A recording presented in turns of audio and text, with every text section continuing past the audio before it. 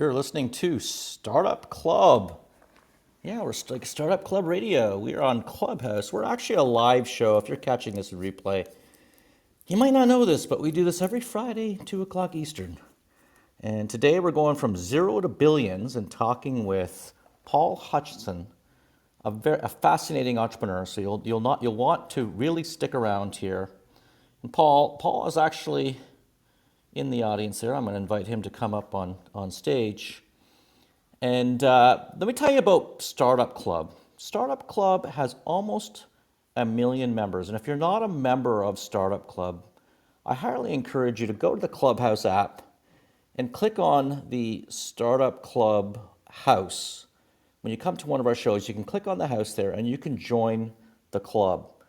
We have such incredible speakers coming on the club, and today is no exception. Paul Hutchinson is a serial entrepreneur. He has helped co-founded a multi-billion-dollar real estate fund, and he has an absolutely fascinating story. And we're going to get to you, Paul, in just a minute here. But I just wanted to sort of kick it off, introduce the show. We are the Serial Entrepreneur Secrets Revealed. We have Mimi on stage right now. How are you? How are you doing, Mimi? We have our co-moderator, Michelle Van Tilburg, who's jumping around the app. Here we go. Make you a moderator. Mimi will make you a moderator. And I'm Colin C. Campbell, and you're listening to Serial Entrepreneur Secrets Revealed. And this show is all about trying to crack the code of what serial entrepreneurs do over and over again to start, scale, exit, repeat.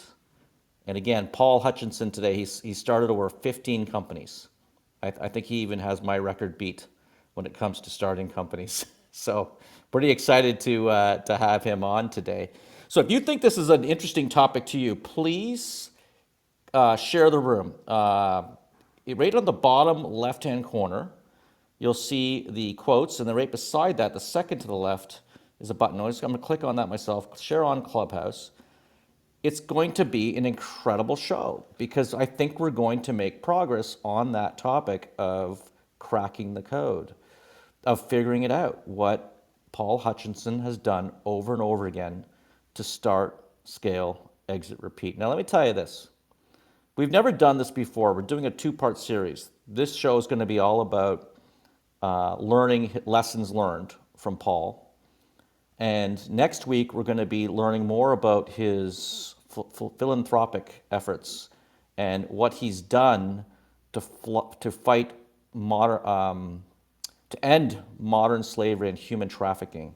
And he actually won a 2022 Medal of Freedom Award for this particular area, and he's been featured by a number of news agencies and also will be featured in a up-and-coming movies. We'll just say that. We'll leave it at that. But Paul,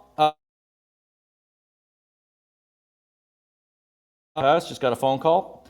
Paul, welcome to the show. I wanted to kick it off with questions just like, how did you get started? And we want the questions and the answers to be quick because we do want to bring everybody from the audience who wants to ask a question, we want to bring you on stage. But Paul, how did you get started as an entrepreneur? Like, how did this whole career path just start early on? You bet. Well, thanks for having me on your show. Good to reconnect with you. Early on, I wanted to be I wanted to be a business owner when I was young, but my dad told me I wasn't any good at kissing butt, and that's how he climbed up the corporate ladder, so to speak, over time. And I never even knew that being an entrepreneur, I didn't have to kiss everybody's butt. I could just figure out how to discipline myself. And so I decided I want to be a doctor. Had to change my major. I got in a major car accident, severed the tendons in my hand, and they didn't know if I'd be able to be a surgeon. I wanted to be a pediatric cardiologist, and they said, well, you can be a regular doctor. And I said, I don't want to be a regular anything. If I'm going to be a garbage man, I'm going to own the dump. That's just how I think. And so I changed my major to business and finance, and had a few mentors, in-person mentors, and some ones on audio books and whatnot, and we can go into detail about those. But started my first company when I was 21 years old. It was a small call center that I had in my apartment, and had one of the bedrooms in my apartment. We put up some little dividers and put a couple crappy desks that I paid $10 at the thrift store for, and put some guys in there on the phones. And I built that up to a few hundred employees. Sold that when I was 29 years old for over $20 million, and that's where things started. A bunch of failures on the way, a bunch of successes on the way, but we can go into details on all of those. That's amazing. So, Paul, you know, so you had these ideas. Like, what can you like take it from the beginning on a few of them? We're looking for advice. The members are looking for advice. You have what you feel is a great idea. Like, how do you move it to the next stage? How did you move it to the next stage? Well, I'll tell you that with some that ended up being failures and some that were pretty well. So, um, as I was building up my call center in the beginning, I had 2 employees in my apartment, and then I moved it into having about 20 employees at a small little basement office that I found for pretty cheap.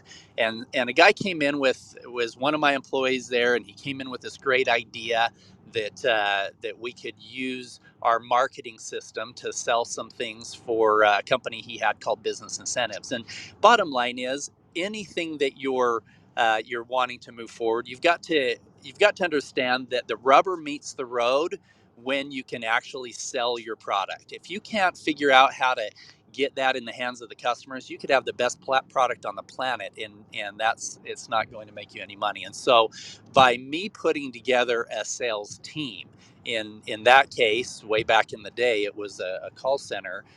We were able to take new products as they came in, and what I would do to protect myself is I would have a system where I had a few of my sales guys that were straight commission. These guys would eat what they kill. They were hard workers. They were good closers, and my exchange for them is that I paid 100% of the money that I negotiated on a contract deal.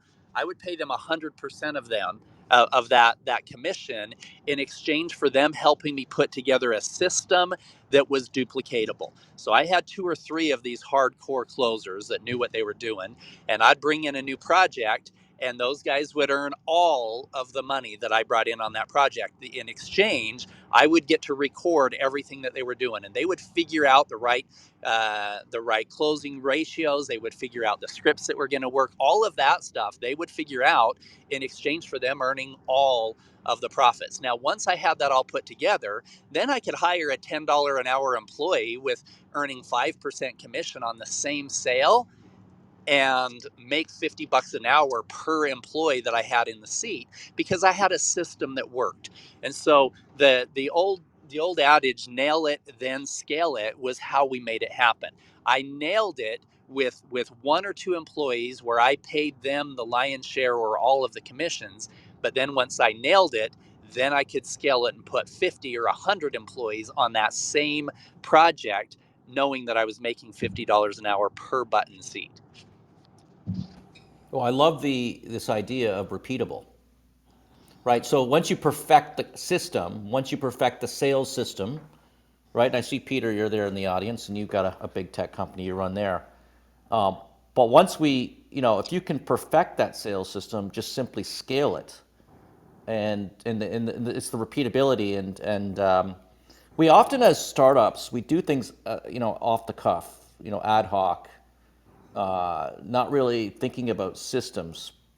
But it sounds like it plays a very big role in the ability to succeed here, because you need to be able to take something and duplicate it over and over again. Absolutely. I would say that creating a system that's duplicatable is the most important. If you want a business that owns you, then yeah, you don't have to figure out a system that's duplicatable and can scale. But if you want a business that you own, that's something that can feed you when you're sleeping, that can earn money when you're on vacation, if you want something like that, you've got to figure out a system that's duplicatable. Otherwise, you're going to have a business that owns you. And that's one thing I learned early on from. I actually met Robert Kiyosaki many years ago, back when he had only sold 7 books, not 7 titles, not seven what it was 7 books, and he was speaking at a small conference that I was at, and I had a mentor that introduced me to him, and he talked about. In one of his books, I can't remember which one, where he talks about whether you're hauling buckets or building pipelines. And we went through this whole detail of how, as you're building a business, you need to make sure that you're building pipelines, not just trading time for money for things. Well, I mean, you've said so much in a very short amount of time, but I kind of want to back it up a little bit. I love your concept about proving that you can actually sell the service or the item, whatever it is, off the bat. Like, I think that is really smart. You know, a lot of us get hyper focused just on the product, right? And we spin our wheels and we spend lots of times, and then, oh my gosh, we're just like so upset. It's a year down the road and we still haven't figured out how to sell this, let's just say widget. So I think that is a really, some really good advice that you said. You find a couple of good salespeople, you give them everything. I'm with you on that. Like, you give them everything while you figure out how and if you can sell it. That's really quite brilliant. And I bet that saves you a lot of heartache in kind of, let's just say, the end. You kind of get to the point real quickly. Well, and think of it like a teeter totter. The guy who's taking the risk needs to be making the lion's share of the money. If I'm paying somebody a base salary that's pretty hefty, and then his commissions aren't as high as the guy who's willing to take the risk himself and take the high commissions and a low base or zero base. And so, and I'll tell that to my guys when they first come on. I'll say, look, you've got a couple choices here. If you're looking for security, if you're looking for something base, if you're looking for me to take the risk on you by having a guaranteed base, a guaranteed salary, then I'm just telling you right now, your commissions on the high end, it's going to be limited. But if you believe in yourself, if you believe that you can really kick butt and do what you're saying that you can do, then I suggest we do this other option where I don't take as much risk. We limit your base or take it to zero, and you work on straight commission. If you believe in yourself that much, then you'll take this deal, and that will tell you a lot about somebody when they're coming in and they're talking a big game and saying that they're worth all this extra money. Great, prove it. I'll pay you that and more. I'll pay you 10 times what you think you're worth if you can actually bring the results to the table. And so again, it's that teeter totter. Who's taking the risk?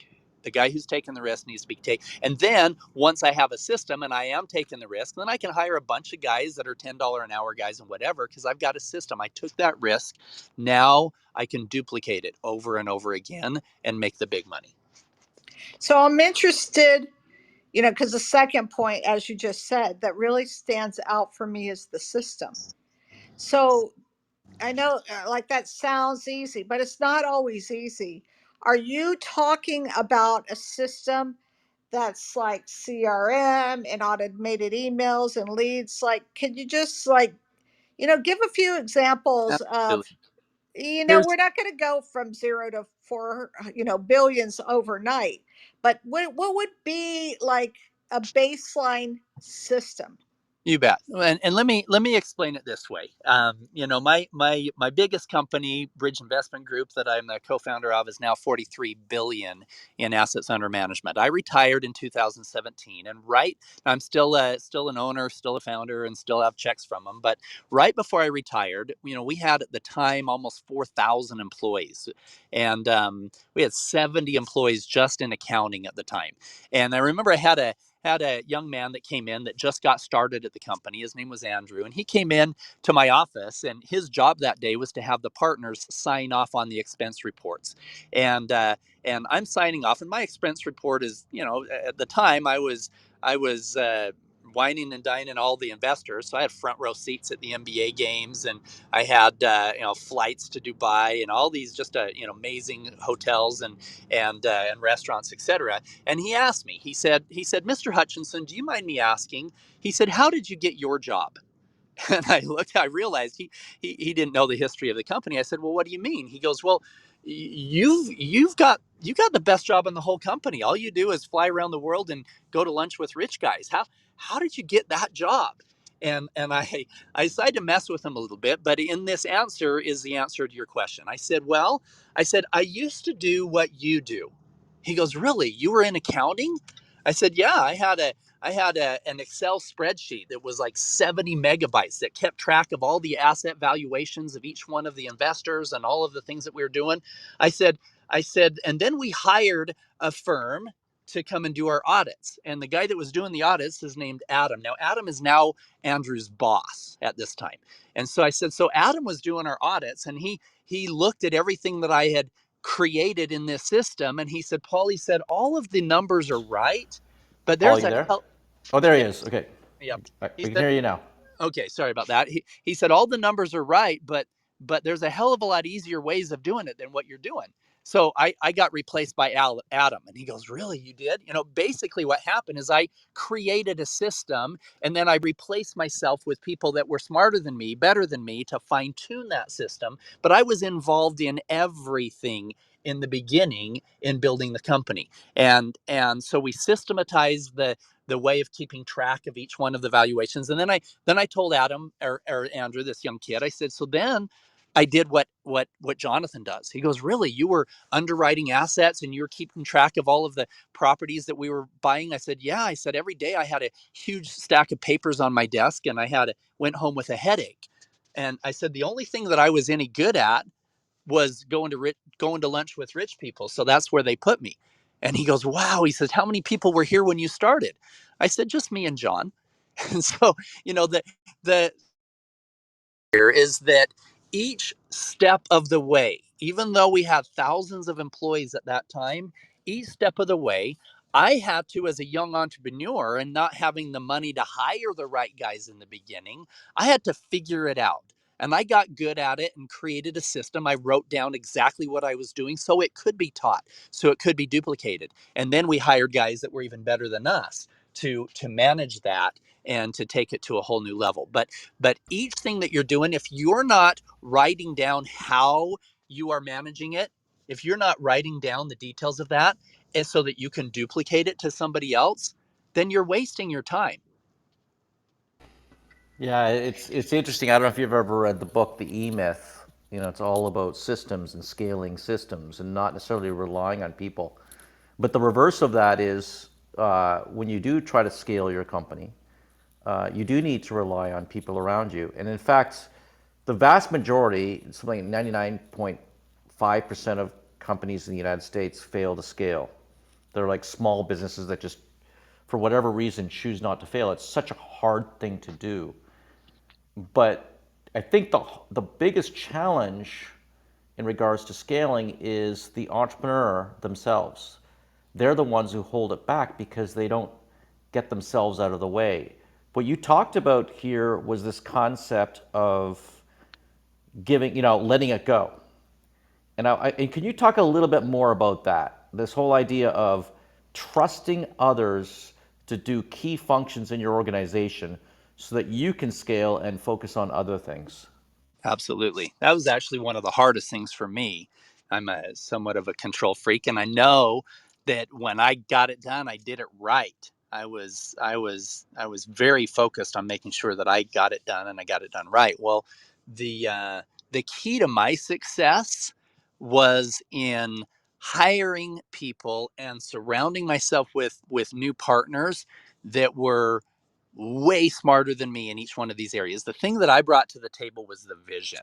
I could see where we were going. I could make it rain, but it would turn into mud when it hit the ground because I didn't put the systems in place or the viaducts or whatever. So I thought, okay, I need somebody who can cross every T and dot every I. And so I brought on my co-founder was John Pennington, and he and um, but but not being afraid to bring people into your world that are significantly better than you at each one of these roles was definitely my key to success, and being able to let go of it. I mean, if you're such a control freak with your business that you have to maintain control on every single thing that you're doing, then you're going to stay small. You're going to have to be the guy that wakes up at 2 in the morning and handles deals that are going on or situations or whatever. And so that's if you want a business that you own, you've got to be able to let go of that control and trust that people. Now, it's also important that you trust but verify. When somebody comes in and says, "Hey, this is my background. This is what I've done." Great. I love you. I believe you, but I need referrals. I need to see that you've actually done what you say that you've done, and because you want to hire slow and fire quickly. You need to take your time in making sure that the people that you're bringing into your team are guys that you really want to be there. Otherwise, you're going to waste a lot of time and a lot of money. Yeah, it's interesting because my wife and I own a school as well, and she just works 12 hours a day on this thing, Paul. And it's a passion of hers, but she's so controlling that she doesn't let things go. And, I've learned over the years in my companies, in order to succeed, we had to let things go. We had to, I call it delegate responsibilities, not tasks. When you're early on in a startup, very, very early on, you want to control every aspect of it and you want to delegate those tasks. You want to wean the baby, essentially. And then over time, you want to begin to scale. Then you've got to hire the right people who are different than you, who have the right personality profiles for the position that you're going to hire them for, and delegate responsibilities and not tasks. And wonderful things happen. And now, but the second to that, which I like you said, is trust. You said trust but verify. That's probably where an area where I've made mistakes running an incubator here with 10 companies, where I haven't, I've delegated the responsibility of even the entire companies, but haven't necessarily trusted and verified, and we've gotten ourselves into a little bit of trouble here and there. But I like that point. It's all about trusting others, identifying people who can complement you well, and then scaling the company. And wonderful things do happen. It's actually pretty amazing. And I know we've got a couple people on stage, and some questions for you, Paul, are going to come up here. So we're going to jump down to Ayoko. And remember, every time you come on stage, Ayoko, I always say, am I pronouncing it correctly? Your name? But Ayoko, do you have a question for Paul? Thank you, Colin. Yes, once again, you pronounce it correctly. Paul, thank you for being here. I was just amazed how generous you can be for doing this on Clubhouse and sharing all these nuggets with us. There is something that is very important to me in my real life.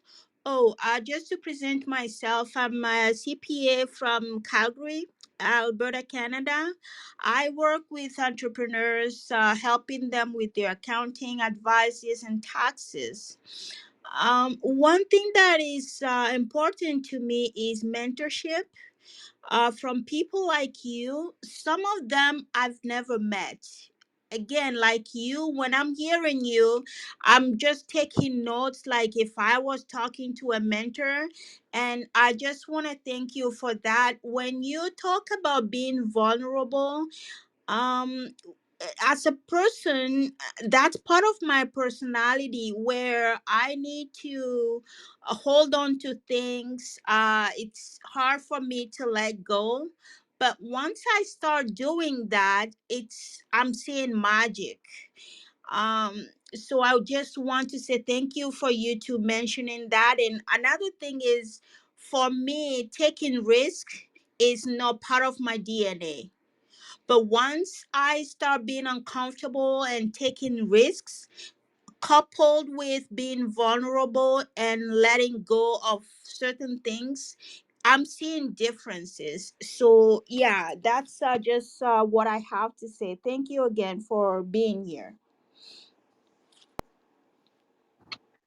Thank you. Thank you for sharing. And yes, that's being vulnerable is a key, and understanding that you might not have um, all of the answers, but there are people that do, that you can surround yourself with, or you can reach out to a mentor. In the beginning, a lot of my mentors were not ones that I knew personally.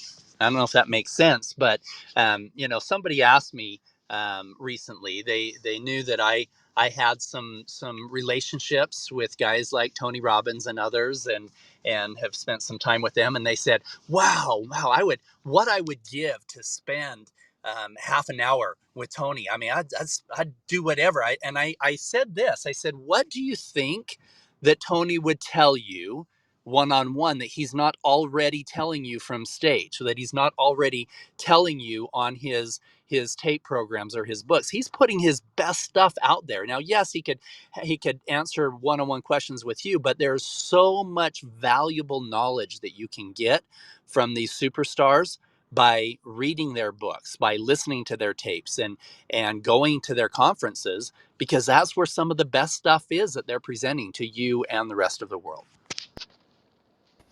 So, Paul, talking about being vulnerable here. Yesterday, we did a show on Clubhouse, and it was all about coping with startup failure. Can you share with us one of those failures that you had, and Uh, what lessons you learned from that? I had a lot of failures. I You learned and me, you and me.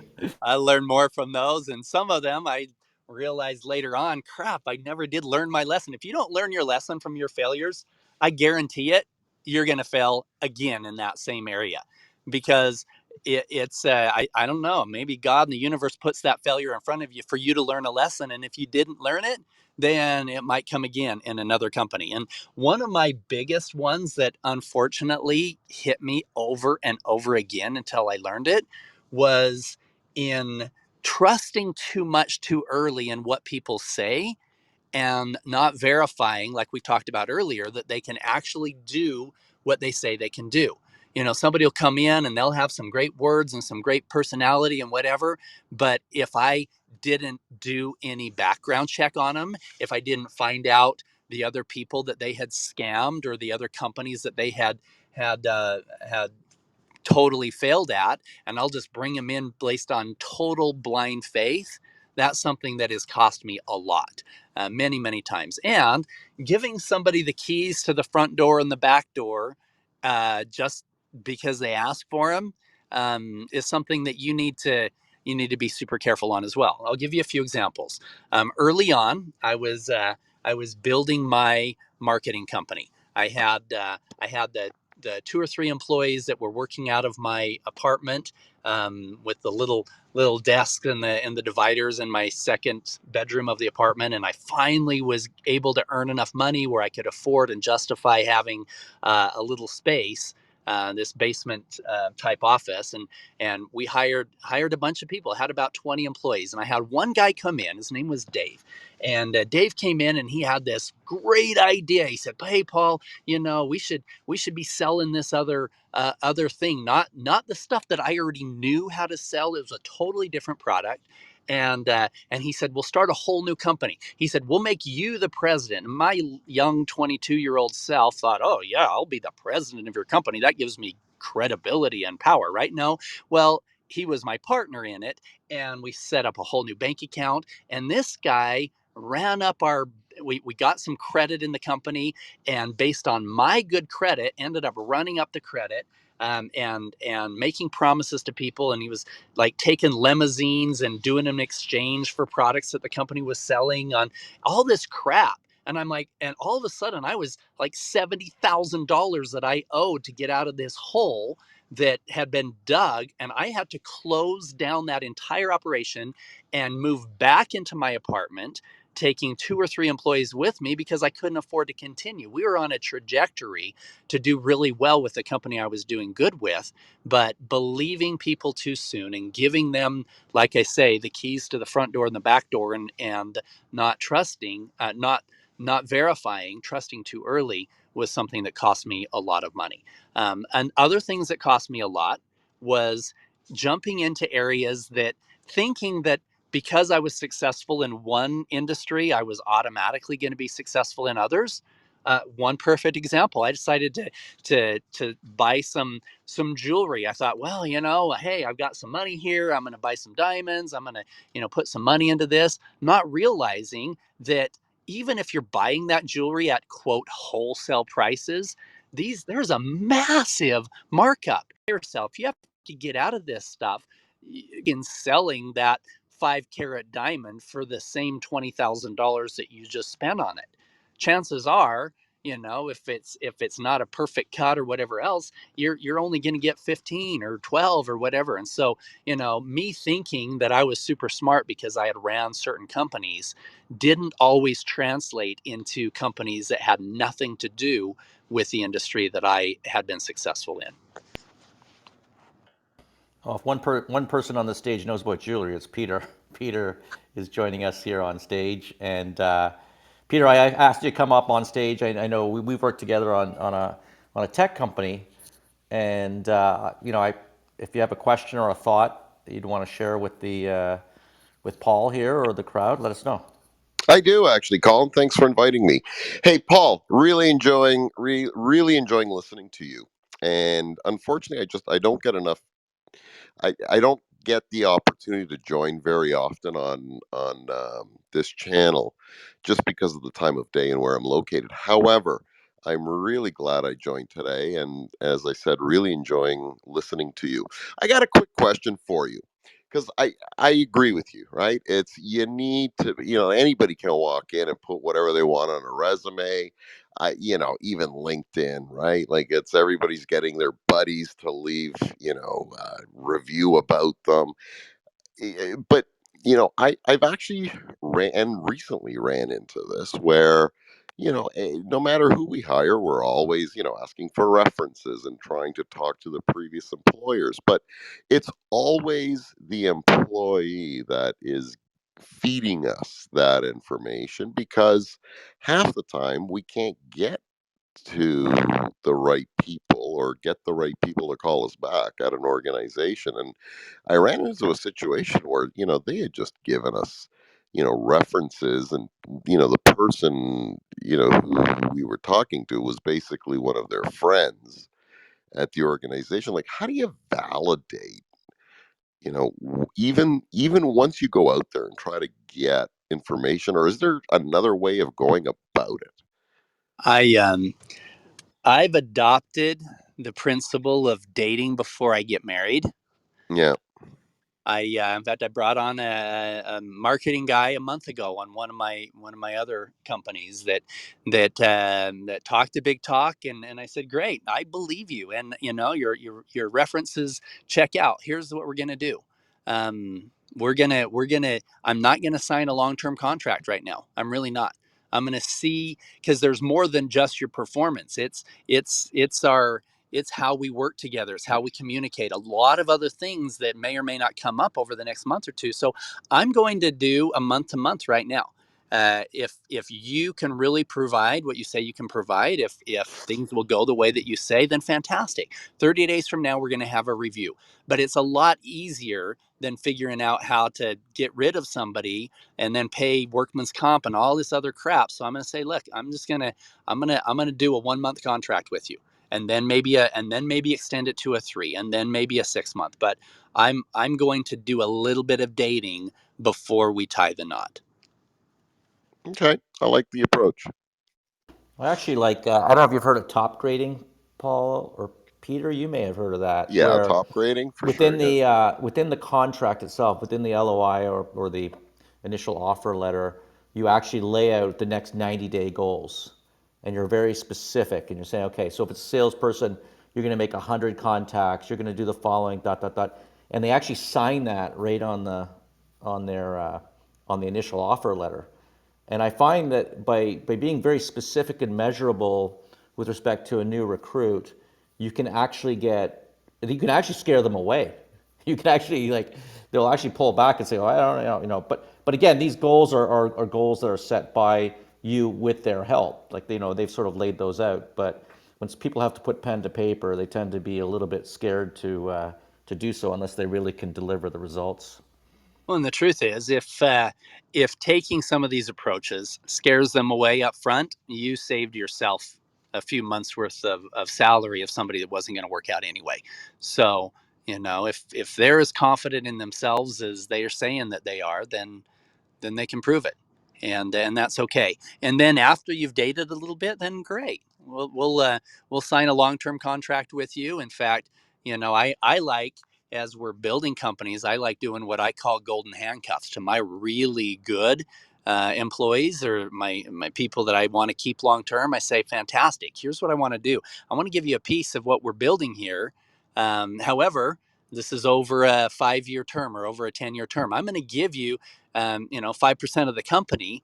And if we sell the company in the next year, boom, you're already locked in at 5%. However, if things don't work out between you and I, if you end up quitting, or things, we have to let you go in the next year, whatever else, then there's an earn in, wherein that 5% over the next 5 years, that first year, at the end of the year, you get you're vested at 1%, and then another 1% after the second year, etc. And then they feel like they're really a part of the team. But it's something that you can do that to keep them hyper focused and keep your good guys on long term. Yeah, and so you think ownership is key for motivation for employees? Not all of them. You have to understand that there are some employees that are super happy with just a consistent paycheck. Don't be giving out ownership to everybody. There's a lot of guys that don't think like the ones here on this call. There's a lot of guys that just want to be a part of what's going on, and just come every day and be a part of the energy. Every single person is different. Some people will come for the recognition. I guarantee that recognition is going to satisfy more of your employees than ownership. And so, but there are some that would end up breaking away and being entrepreneurs on their own or whatever, that think like you do as an entrepreneur. Those guys are going to need a little piece of the pie. But the majority of them, you give them the consistency, the stability, and the recognition that they need, and they'll be on your team as long as it takes. Yeah, I've done research on that, and it's actually one of the number one reasons why people leave. And it's fascinating to me because it doesn't cost you anything to recognize the people in your organization. We have a value statement in our company called recognize greatness. Because, more often than not, we're recognizing people for birthdays, tenure, or exiting the company. And instead, we should be recognizing those achievements, the achievements that they make. And it costs absolutely nothing. I mean, literally nothing. But it's so important to the motivation of employees. Absolutely. Yeah, all right. We have Soban on the stage. Soban, thank you for joining us on stage. Did you have a question for Paul? Hello everyone. No, Colin, I don't have any question. I just want to introduce myself to everyone. Okay, well, thank you, Soban, and we appreciate you coming on stage. But we'll move on to the next question. I have one for you, another one for you, Paul. So we've talked about ownership, we've talked about scaling, repeatable systems. I want to ask you a question about timing. You say you've, in your bio, it says 15 companies. And that's the first thing you have on the website, paulhutchinsonofficial.com, that you were able to create 15 companies, and that's really amazing. Can you talk a little bit about timing with respect to the sale of those companies? And if you got it right or got it wrong? I mean, right now, obviously, today was an interesting day with Silicon Valley Bank, announcing they're shutting down. And we run e-commerce companies here in our incubator, and it's just, we're seeing no love from the banks or potential buyers, whereas only a year and a half ago, there were a lineup of buyers ready to buy paw.com. I'm just curious if you have some thoughts on timing. Yeah, well, I've hit it right on a number, and I've hit it really wrong on a few as well. The old song by Kenny Rogers, the gambler: know when to hold 'em and know when to fold 'em, know when to walk away and know when to run.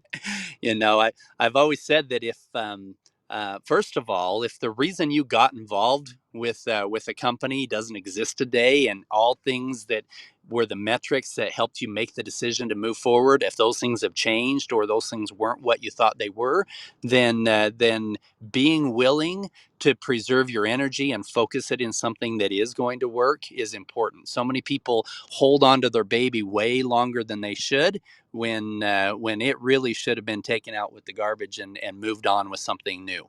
Um, I will say that uh, with with Bridge, our timing was impeccable because of the fact that we hired the right guys that could read what I couldn't read. We hired a guy by the name of Don Hartman back in 2006. We hired Don in 2006. His resume was one of the most impressive piece of paper I'd ever seen. He ran the financial institutions research division for Citigroup in Asia. He raised $14 billion to bail out the Asian debt crisis in the late 90s.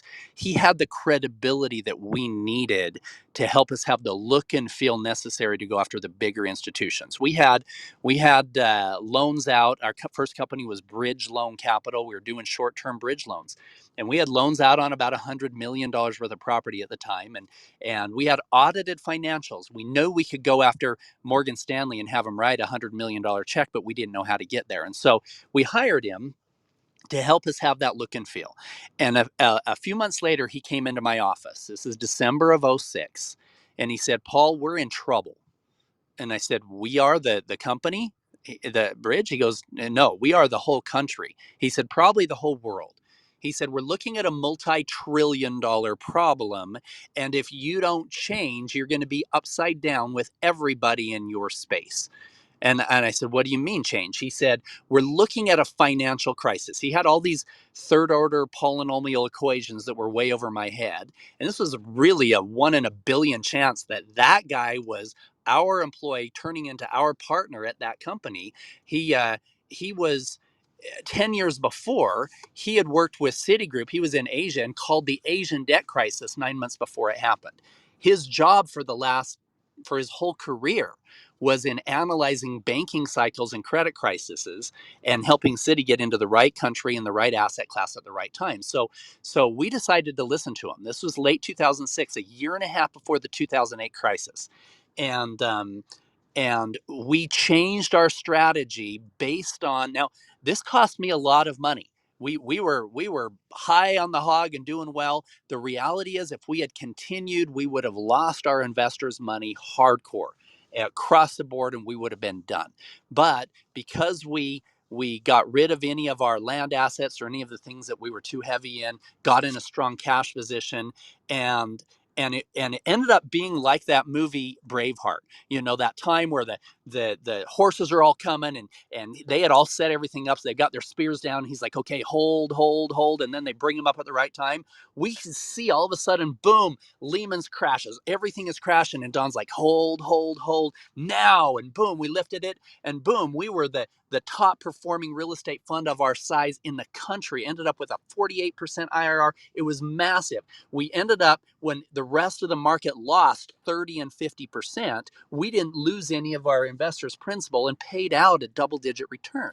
Actually, that year in 2008 was a 9% return, but the next year, a 48. We ended up being the top performing real estate fund in the country within our asset class, et cetera, for the next 5 years straight, because we listened to somebody who was a lot smarter than me, who could see all the writing on the wall. So timing was everything for us. And then, you know, the international community saw what we did, and we started bringing in hundreds of millions of dollars a time into a fund that the first year took me a whole year to raise a couple $1,000,000. And so that was a key in getting in the right place. And then being willing to carefully look at all the numbers. We had to sit down with Don, and this was in 2012. Fast forward, we were billions under management at the time. And he said, guys, another thing that we've been aware of our entire life is the baby boomer age. He said, we've got an aging population that everybody knows is coming. He said, but what people don't understand is how severely lacking in infrastructure the country is to be able to handle it.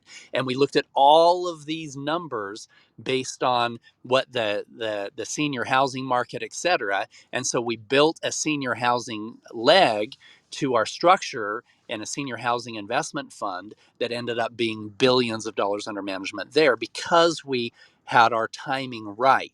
But the thing was, we talked about it in 2012, but we didn't start the fund until years later, because he said the beginning in 2016, every single year for the next 40 years, the percentage of the US population that will be over 65 years old and leaving the workforce will increase every year for the next 40 years. So again, being willing to bring on key partners or really looking at the numbers was a huge key to our success in building the fund. I like what you're doing there. You're sort of like thinking about demographic changes and a potential wave, and you're positioning before. It's hard when 100 companies are jumping in the space. You're already too late, but you were thinking about it in advance. Can you talk a little bit about today's, and I might be pushing it with this one, okay, Paul, but can you talk a little bit about today's environments?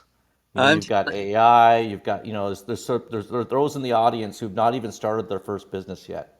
Yeah, Can yeah. you talk a little bit about, where you see things going? I just got really nervous today to see that Silicon Valley Bank was going under, and that was like the number one bank supporting tech companies in startups.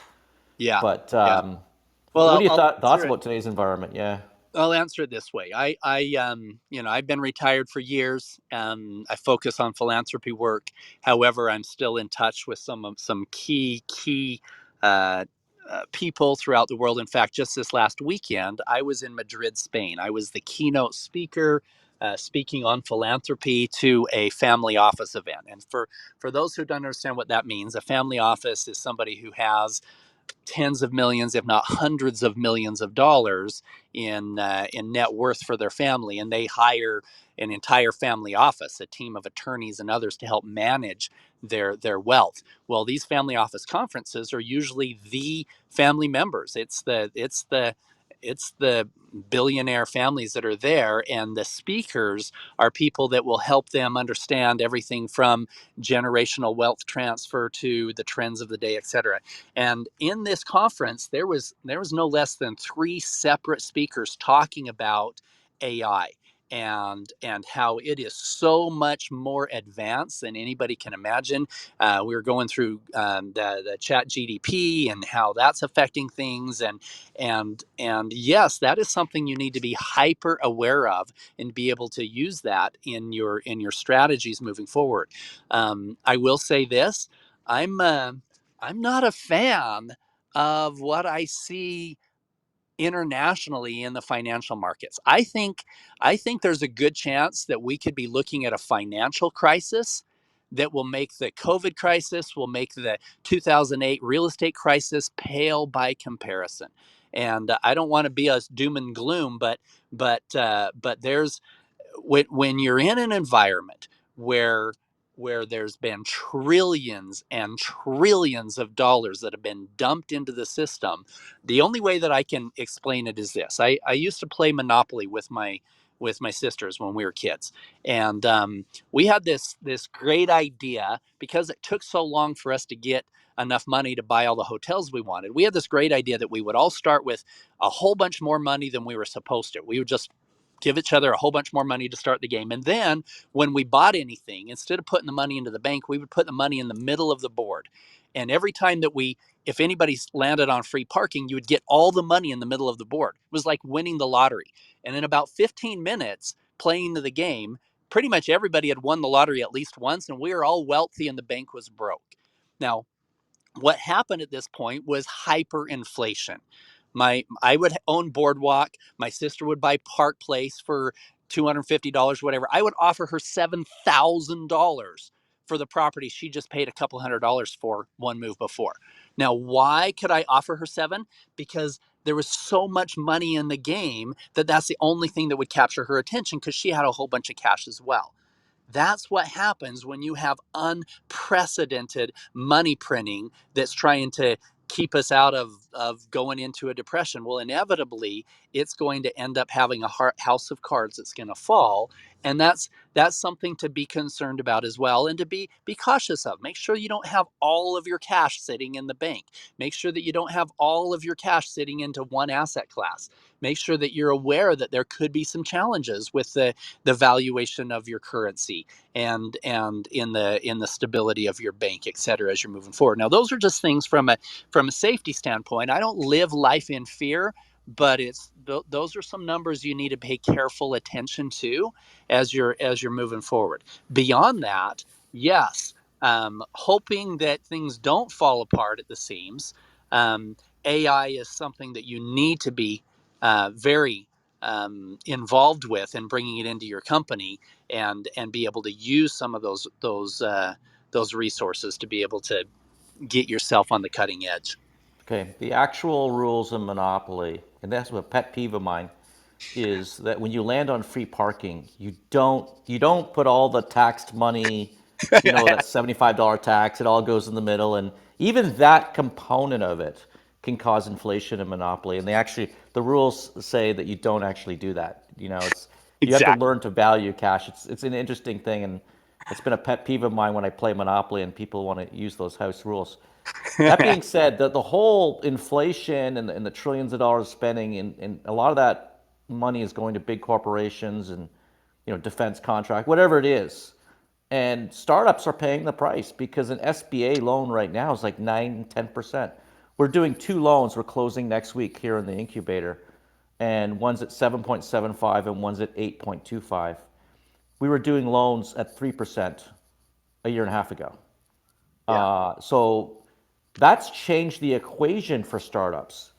You have a much higher cost of capital, and when you're starting out, not everybody has the money, to get their business off the ground. They have to borrow for inventory, or if it's a real estate business, you need to borrow for the real estate, or if it's another type of business, you need to borrow that money. And unfortunately, right now, the interest rates are they're 3 times higher than they were a year and a half ago. And I think that's causing an issue with small businesses, with startups, and hopefully we can get over that and survive through this winter, or whatever we're going to call this.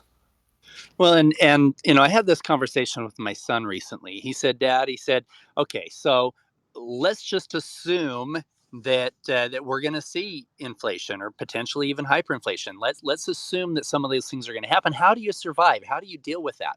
And my answer was very simple. I said, "Here's the deal.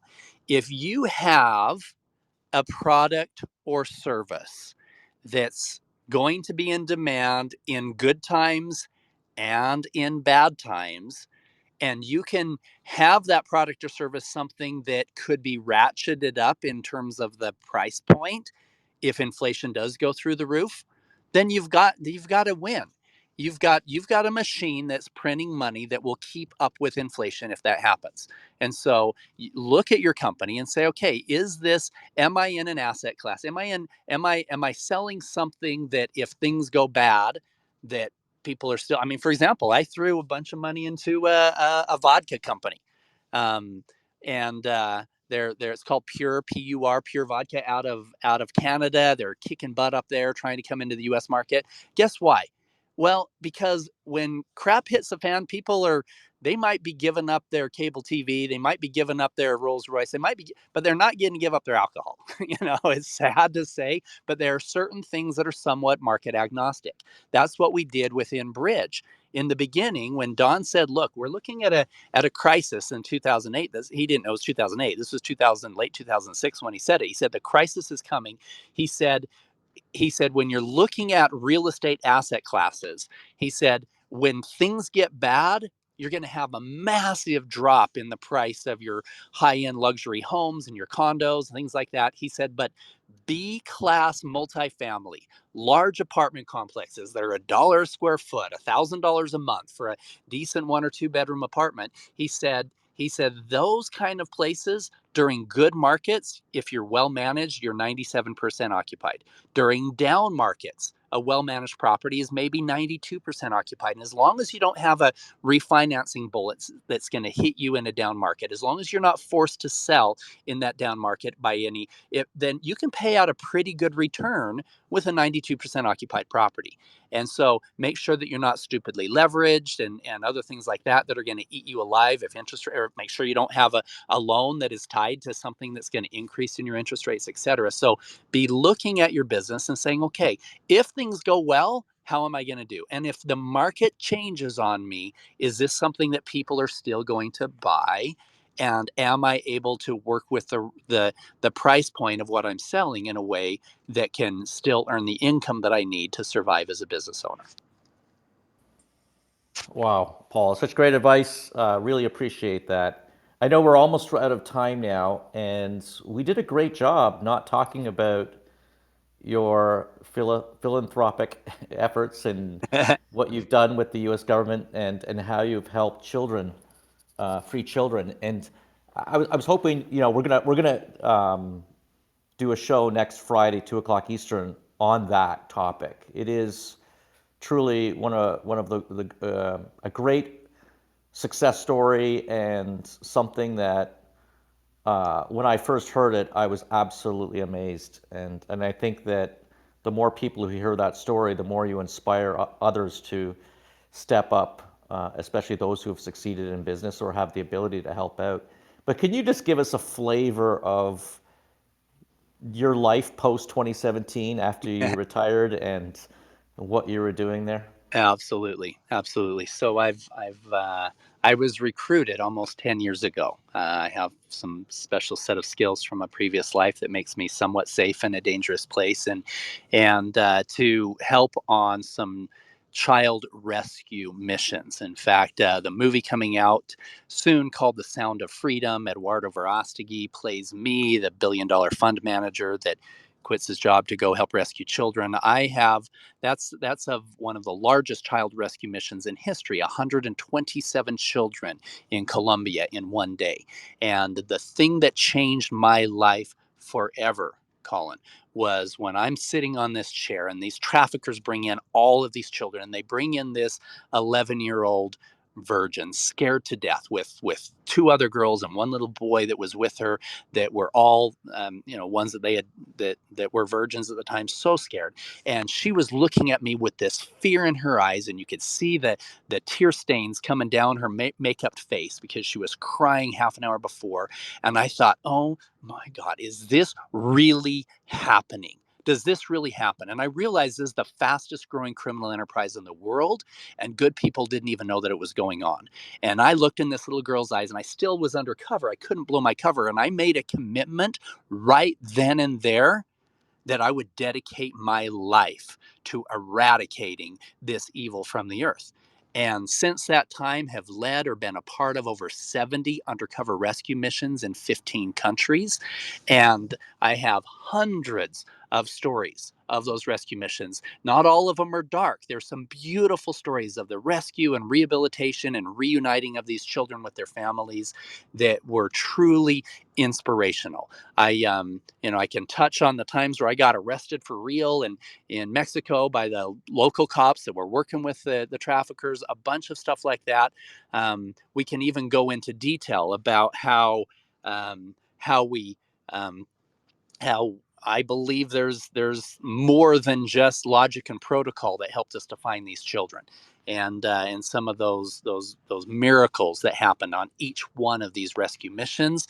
The 34 children that we rescued in Haiti, that we had some high level celebrities that saw that rescue so that they could take it out to their audience and help create a movement, which was super powerful. So my last ones were last year. I've been undercover, completely off social media for the last decade, but I've decided that bringing these stories to light is going to rescue more children than me going undercover every other week or every other month in helping to identify the children and bring them out of hell. So that's a quick touch on some of the things that we'll be talking about next Friday, and how doing philanthropy and making a powerful positive impact in the lives of others is what I believe was the catalyst in helping each one of my companies succeed.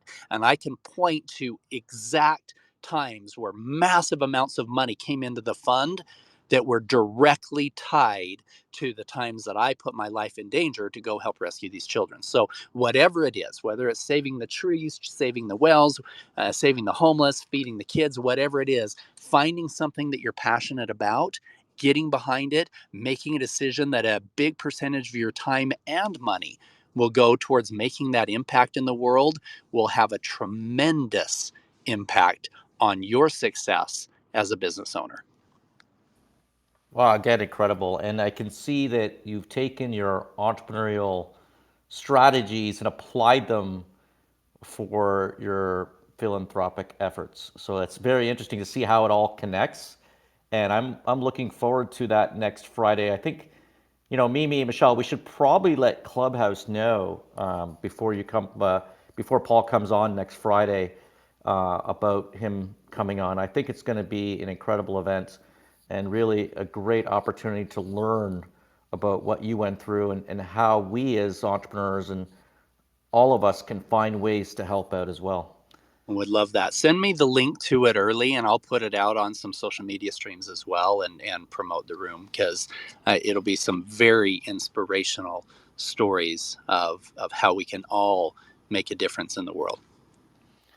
Well, thanks again, Paul. I don't know if Michelle, you have any last thoughts. We're at the end of the show, but Yeah, I just learned a just lot today. It remember was great. to go to our website. It's right up here. It's pinned www.startup.club and sign up for our email list. We send out email news alerts for really cool speakers like Paul that we just heard, and other information, as well as tons and tons of invaluable data. We have over a couple hundred blog posts, as well as recordings and podcasts. So, Paul, really can't thank you enough. And, we're really looking forward to hearing you next week. I think it's, a subject, like you said, that a lot of people are not really, you know, cognizant of the impact in the massive amount that's going on. And I'm just going to quantify it as human trafficking, because it is a serious problem. And I think, Paul, you're uniquely positioned, to tell us all what we can do to help. And I think there are things that we all can do to help combat this problem. So thank you again, and we will see everyone next week, same place, same time.